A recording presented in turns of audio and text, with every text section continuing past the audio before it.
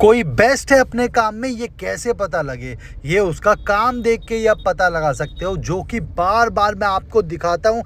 तभी मेरी daily 10 video आती हैं कि आप लोग अपडेट रहें, कौन सा फ़ोन कैसा है, उसमें क्या लगा रहे हैं और क्या डाल के दे रहे हैं, आपको ये सब कुछ पता रहे। क्योंकि ऐसा भी हो सकता है अगला फ़ोन आपका हमारे पास रिपेयर होने आए और आपको भी पता लगे इसमें हमने क्या रिपेयर किया है। बैक टू बैक वीडियो देखने के लिए और पूरे इंडिया से मुझे सपोर्ट करने के लिए थैंक यू सो मच।